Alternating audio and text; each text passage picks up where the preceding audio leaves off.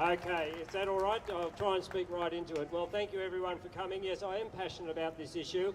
In fact, a couple of years ago when this no jab, no pay policy was being put out there, I looked around for a political party that was quite passionate about this issue, and I was quite disappointed. I thought this is so large, and conservatively I believe that probably 10% of the population are opposed to mandatory vaccination of their children, yet we didn't have any political representation. So with a group of our friends, we decided to form a party which is called the Involuntary Medication Objectors, in brackets, Vaccination/Fluoride Party. And we are our primary focus is this issue, the involuntary medication, the loss of free choice on medication that has been imposed on Australian citizens in a supposedly free country. Now, I have two children. In fact, my first wife is an Indigenous Australian, so I have two Indigenous children, and I'm very familiar with the Indigenous community in my area, and I could take you for a walk through the communities at any day and introduce you to people that will tell you firsthand that they'll show you their children who are severely mentally impaired and physically impaired, and they say, "Brother, it happened at the vaccine." They are ignored.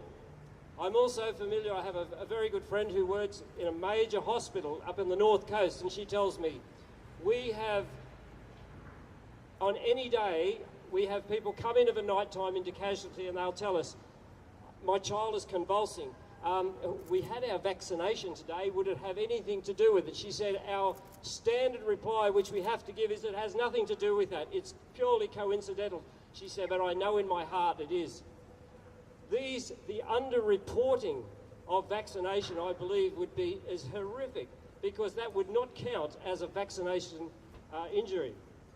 So we have this bizarre situation where our politicians are meeting here to talk about this issue, and yet we have on the ground, everybody here, almost every Australian will know someone that has a child who's either autistic, they're a relative who's got some disorder which they trace, not always connect back to their vaccination.